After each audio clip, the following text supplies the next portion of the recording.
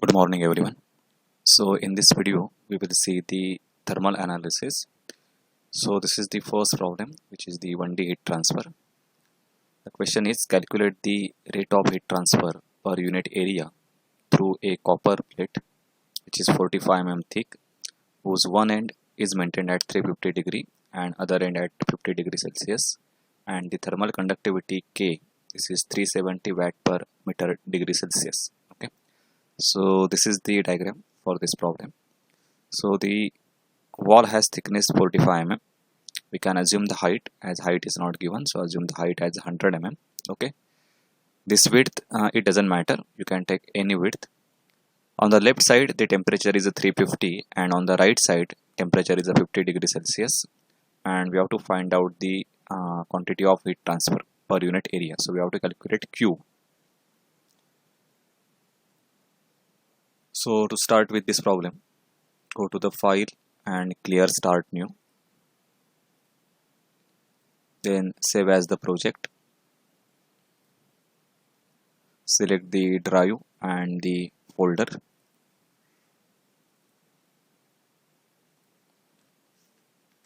change the name. This is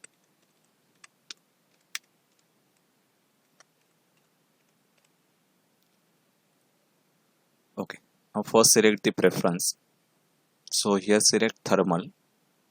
Okay, now in the preprocessor select the element type, add element, and select here solid 8 node 77. Click OK and close. Now this solid element doesn't need any real constant, so go to the material property, material model, thermal, conductivity and isotropic. The K value is the thermal conductivity, so right now it is a 370 watt per meter degree Celsius. Now go to the modeling, and here we have to create just a rectangle. Okay, so rectangle will have the dimension 45 mm and height is 100 mm. So we can create the key point. So to create one area which is a rectangle, we will need 4 key points. So I will go to the key point in active coordinate system. The first key point I will assume at a 0 0. So this is 0 0 0. Apply. Second key point, the x coordinate I will take as a 45. Apply. For the third key point, the x coordinate will remain as a 45. I will take the height as a 100. Apply. And the fourth key point, x will be 0, height will remain same. Apply. Okay, so you can see here, this is the first key point, this is second, this is third, and this is the fourth key point. Okay, now we have to create the area. So go to the area, arbitrary, and through key points. Now select 1 2 2 3 and 3 4 and OK. Okay, now we have created the model of that wall, which is just a rectangle. Now we have to mesh this, so go to the meshing. Okay, in the mesh attribute, just we have the one material. Okay, click OK. Now go to the mesh tool. In the mesh tool we have to mesh the area, so select the area, set. Now select this area completely, go to the OK. Now we have to select the edge length. Okay, so for a very small element, what is the edge length? So take the edge length as a 10 mm, even you can take 5 mm, 2 mm. Okay, now just raise the hidden tab, go to the mesh again, select this area and OK. So this is the mesh for the given area.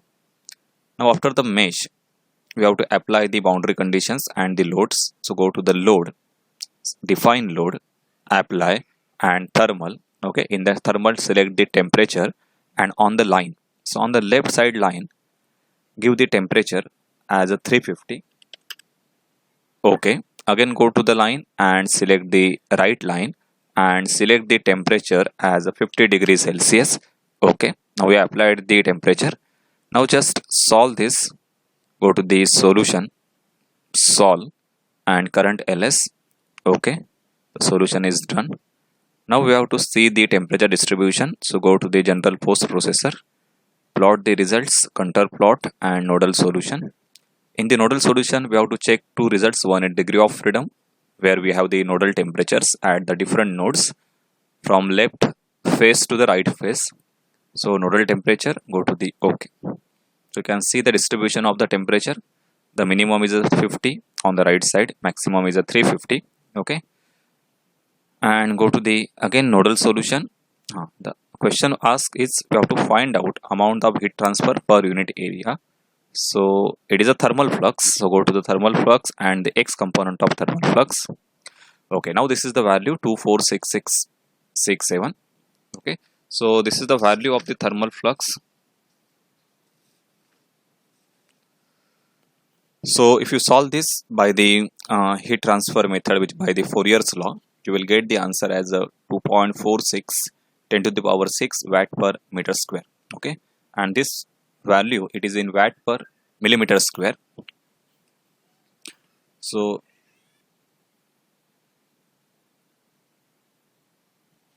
now this result, which is the temperature variation, we can plot on the graph, the temperature versus the distance along that wall.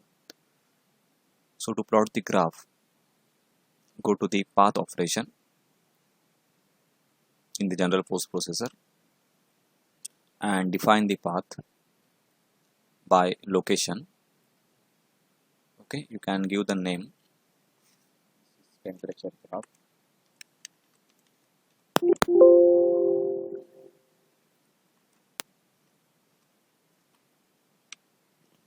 Okay, the number of points 2 and number of data set, just give the value as a 1, and number of divisions along that path I will take 20. Even you can take this value as a 10 or 30. Click OK. Now give the path point. So the first path point distance is 0, 0 and 0, which is the left side. Okay, and select this second path point. So this distance along the wall is 45 mm. X coordinate y will be 0. So we have defined 2 points on left and right. Okay, and between these 2 points we will plot the temperature distribution. After path location, go to the map onto the path. Okay, use the label for that item. You can give the same name, which is the temperature graph. Okay, select degree of freedom, temperature only. Click OK, and then plot the path item and select here on the graph and select that temperature graph, last option. Okay, so you can see this graph. Okay, here the y-axis, it is the temperature, and x-axis, it is the distance left to right. Okay, so here we get the linear temperature distribution. From maximum is a 350 and the minimum is a 45 degree. Sorry, minimum is a 50. Okay. So from this graph you can find out the temperature at any distance. For example, at 9 mm temperature is 290, or 18 it is at 230. Okay, so on. So this is thermal analysis for the wall.